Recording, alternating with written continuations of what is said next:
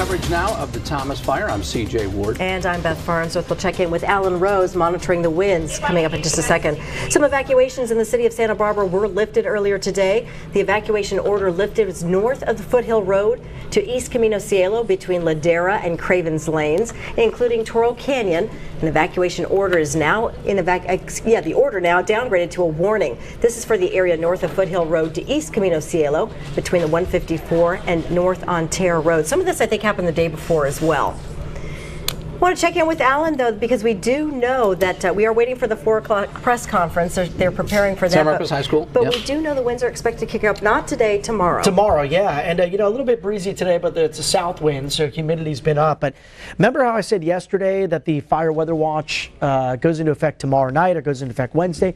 I said these likely get upgraded to red flag warnings. That's the procedure that the National Weather Service goes by. It's sort of a preemptive move. It has, in fact, happened. So red flag warning in effect in about 26 hours from now. A short-term period this time, short duration. Red flag warning in effect again for Santa Barbara County tomorrow night. Okay, let's take you straight out to San Marcos High School for the 4 o'clock briefing. Housekeeping items, and right now, commonly, as you know, it's a reminder to turn off and silence your cell phones to avoid any interruptions. And if you need to use the restroom at any time, any of our doors out the back, the restrooms are located up in the lobby.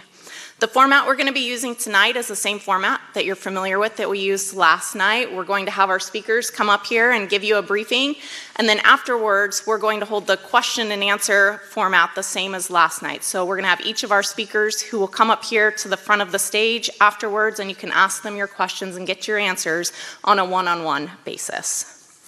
So this year is special for me because it marks my 10th year with the City of Santa Barbara Fire Department. 10 years ago, I started as a fire service specialist. And what's a fire service specialist, you ask? It's actually a unique position within the city fire department where I managed a program called the Wildland Fire Suppression Assessment District. Through this program, I managed defensible space chipping projects, vegetation road clearance, which ensured our access and egress through our high fire hazard areas. I performed defensible space education with the residents of our high fire hazard areas. Now, this project was a culmination of years of hard work, not just by the fire department, but by the community that we have here in Santa Barbara's front country to ensure when we have a fire such as the Thomas Fire that we can have the success that we have seen here in the last week. And with that, we owe it to you, our community, to say thank you. Thank you for doing your job. It's not just through that project, but it's through your ability to meet our defensible space standards, to ensure that you meet building codes, to make sure that you register for alerts and that you evacuate timely and efficiently. All of that took place and is one of the #1 reasons why we had such success, not just from a firefighter standpoint, but from the standpoint of you, our community, adhering to all that. And so we owe a debt of gratitude to each and every one of you, and we want to say thank you, because doing that allowed us to do our jobs better, and we have success all the way around. So with that, I'd like to introduce our first speaker, Deputy Incident Commander Rocky Oplinger. Thank you.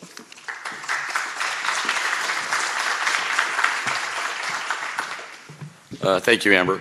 Again, my name is Rocky Oplinger. I am the Deputy Chief for Laverne Fire Department for Emergency Operations, and I am one of the Unified Command Incident Commander with California National Team 4. I get the honor of just giving you the latest updates, probably some of this information you do know. We do have one of our operation folks that every night has given us what actually occurred today, and then also the good news that we can have on any changes in evacuations. Now, starting out, we are at 271,750 acres, 50% containment this morning. With the incredible efforts of the folks that are out there and diligent in the mop-up and continuing our containment objectives, we were able to lift this morning those evacuations and get the businesses of Montecito back in place, which is absolutely essential. And we continue to monitor the critical weather anomaly that's going to probably occur, we think, sometime Wednesday.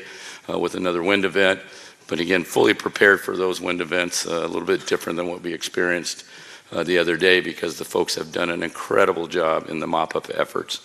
And so that's where we are today. The cost is currently at $140 million. We expect that will obviously continue, but the other side of what we see is that because of those efforts, we're also actively engaged in releasing those resources that aren't needed to ensure that they get back to their home units and get that opportunity to spend the holidays with their families. Thank you very much.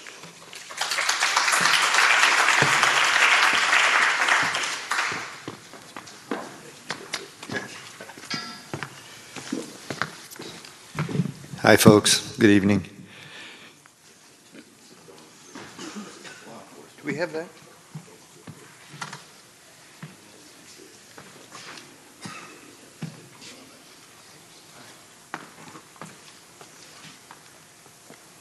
I guess it would help if I did that, huh? Can you all see the red mark? Okay, well, we had a great day today and continued success. And I even got clear enough air that we got to fly it this morning and take a look around. We flew all the way back to Pendola, and right back in here, there was one little smoke on the edge of this.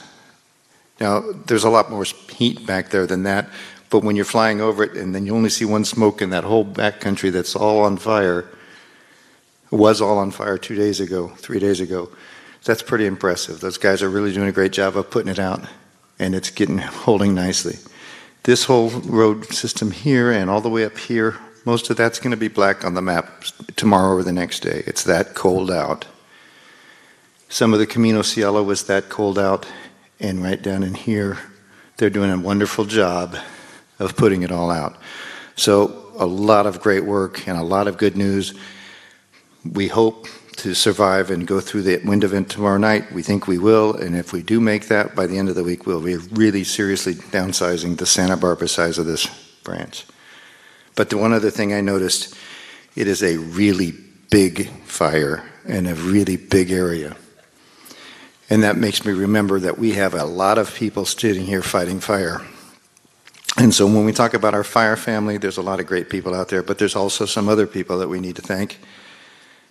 When I first came to this fire, when it first started to threaten Santa Barbara County, was at the same time they brought in the federal team, Rockies, the Rockstars team. So they came in and they called me and said, hey, we might be a little short on operations people, can we borrow you? I said, sure, but it was going to threaten our county, so I might have been invited by our county anyway. But I got invited. My second day here was a week ago last Saturday, and they said, if it comes into your county, where are you going to stop it? I don't know. I had some ideas, but when you don't know the answer, you ask the experts, right?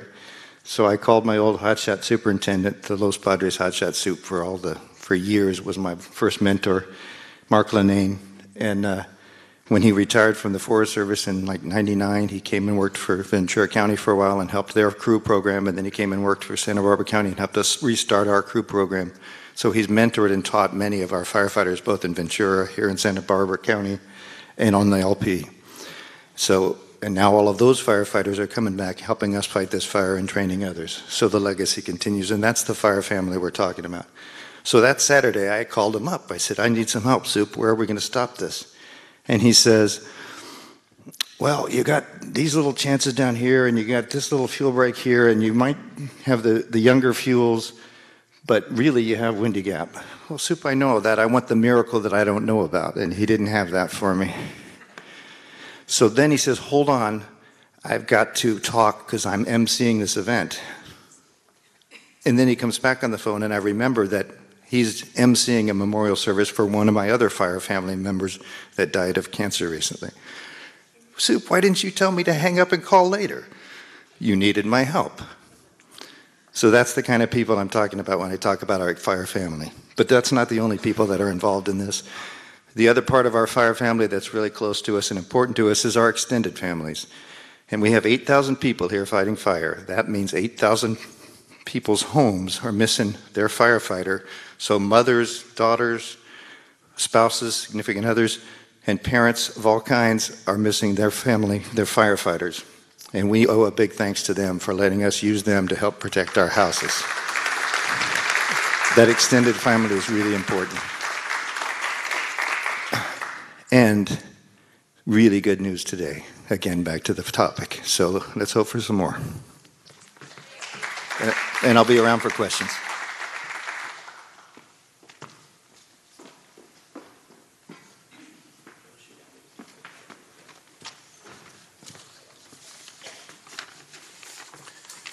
Good afternoon, everyone. I'm Sheriff Bill Brown from Santa Barbara County, and I'm here to tell you some more good news. As you know, the Sheriff's mission is evacuation, warnings, and security in evacuated areas. And I'm pleased to report to you that approximately 2,000 Thomas Fire evacuees were able to get back into their homes today. This afternoon, evacuation orders were lifted or modified for some areas of the Carpinteria and Santa Barbara foothills. The evacuation order was lifted north of State Route 192, Foothill Road, to East Camino Cielo, in between Ladera Lane and Cravens Lane, including Toro Canyon Road.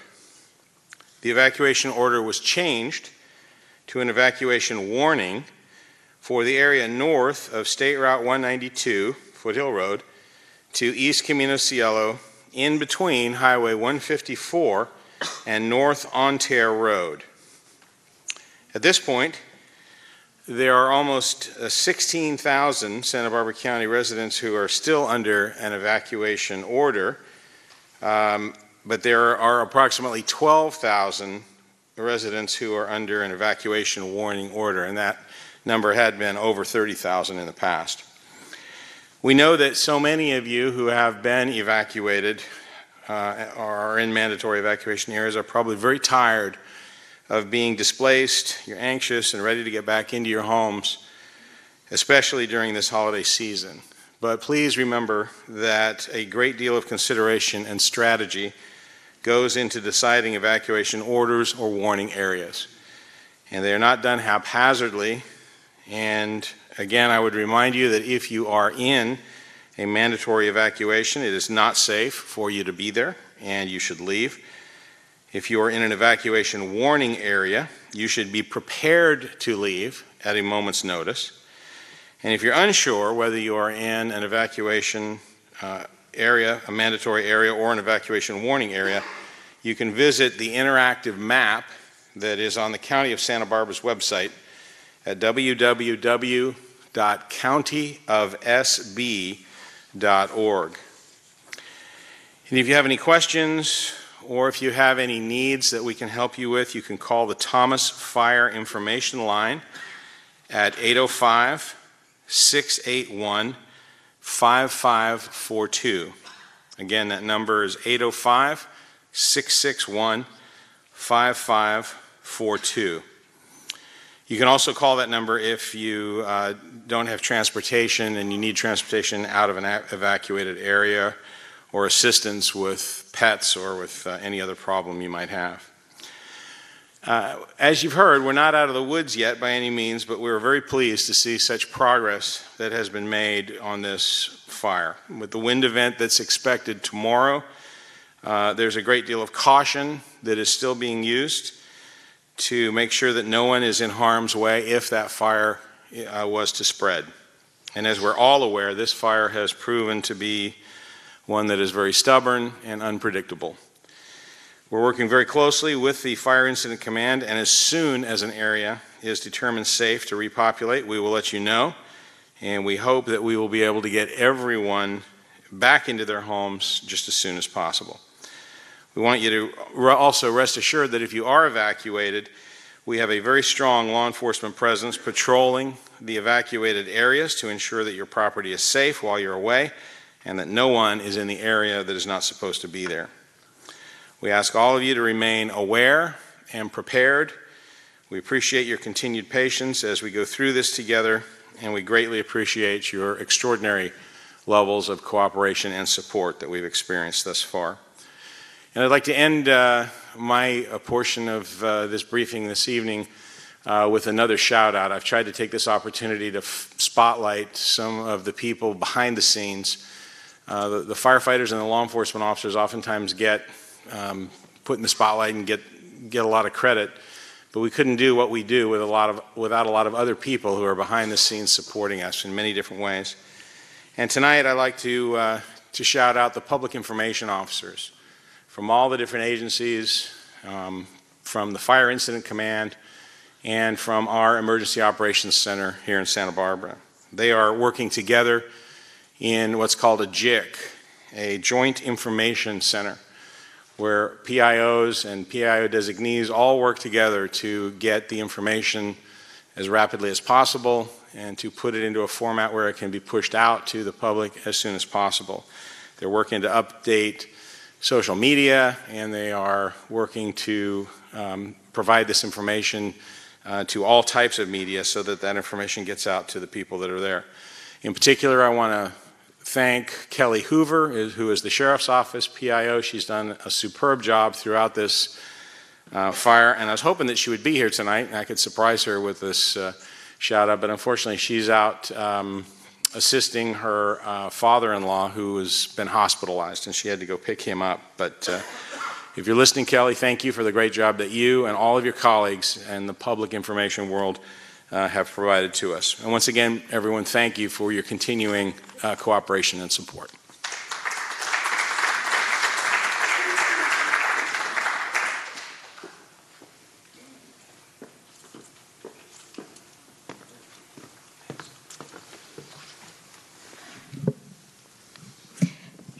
Good afternoon. I'm Cindy Ponce, the Santa Barbara, California Highway Patrol Captain. We want to continue to thank the public for your patience and support as we close the 154 each morning. It will be closed again in the morning from the 192 to the 246. We will be allowing fire trucks only through the closure at the 192, and please don't follow the fire trucks through the closure. You need to exit at the 192. You'd be surprised what happens. So please don't go through the closure. Exit at the 192 there.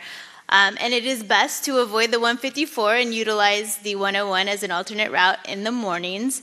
And if you can avoid the 154 all hours of the day to expedite the flow of fire personnel and equipment, that would be wonderful. And I too want to echo Chris's words today about the families of our fire personnel and our law enforcement personnel.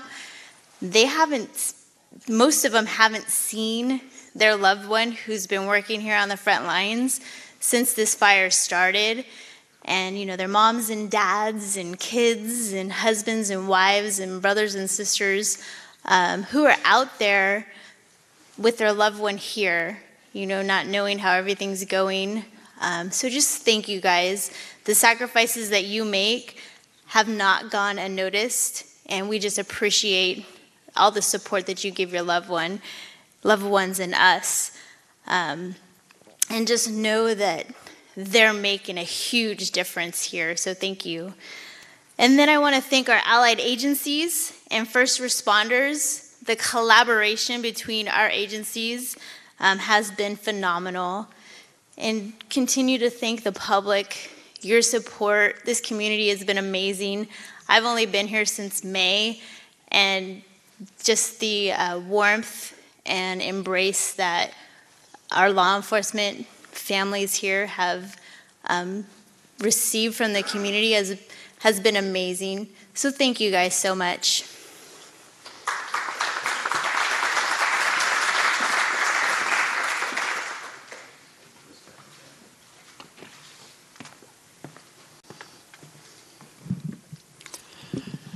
Hi, I'm Ben Ellenberger with the Santa Barbara County Air Pollution Control District. Just to update people on air quality, it's been much better this week, and so far throughout the entire county it's either been good or moderate, so people's exposures to that fine particulate pollution is much lower now.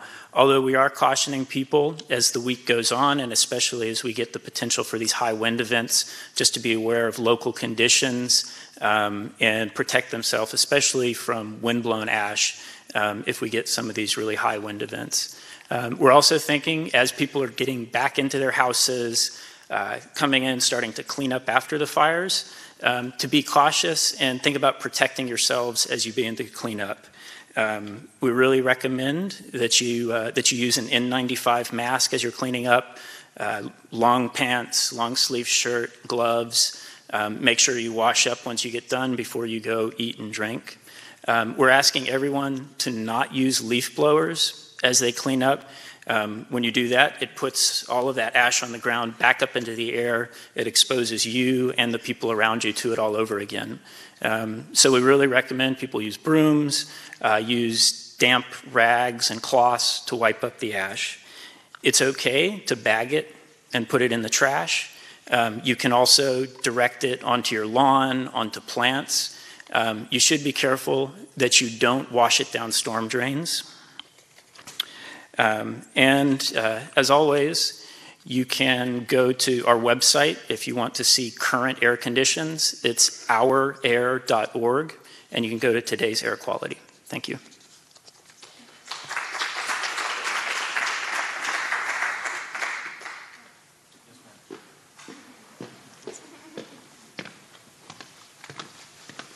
Good afternoon. My name is Brigadier General Kelly Fisher. I'm here from our headquarters out of Sacramento, and I'm the land component commander for the California National Guard. And we have quite a few National Guard forces that are out here supporting. Some are aviation support assets, most of which have probably been released by now because of the condition of the fire, but we still have some military police out here providing, enabling the local law enforcement for security and safety of some of the neighborhoods. And they're citizen soldiers. We have a task to respond when called within 12 hours to move out to go to an affected area. Many of these soldiers have responded to as many as 3 disasters this year, starting with the Oroville Dam, the Santa Rosa fire, and now the Thomas fire. And they leave their civilian jobs behind so that they can come down and support. And I'd like to thank the community for all the wonderful, support that you've been giving these soldiers as they try to do the job that they're asked to do in support of the local law enforcement. For some specifics on what the mission is that they're doing, I'd like to turn it over to Colonel Rob Paoletti. He's the brigade commander for the 49th MP Brigade, and he's also a retired police chief from Northern California, so he has quite a bit of institutional knowledge and experience on the matter. Rob?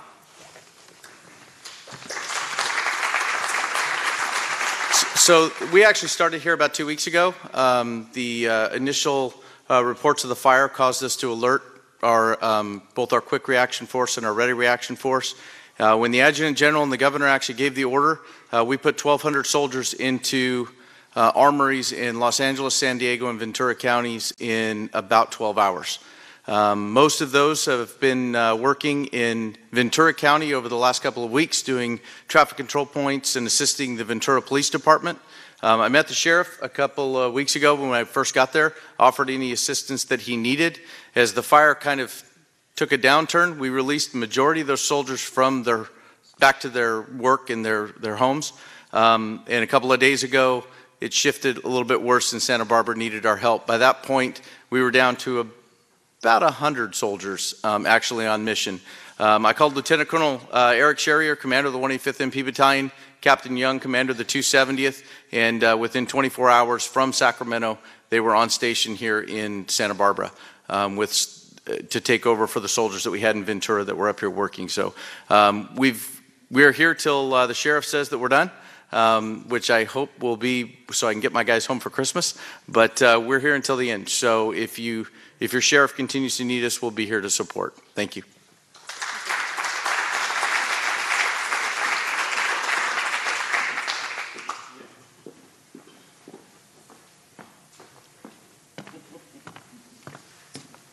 This concludes the speakers that we have tonight. At this time, we are still planning on having another community meeting at the same location tomorrow night at 4 p.m. As we turn it over for questions, we also want to let you know that we have John Winkler, who is a representative from Behavioral Health, as well as Teresa Benson, who is the acting forest supervisor for the Los Padres National Forest. Both of them will be available up here for questions in the front. So thank you and good evening. Can you tell me who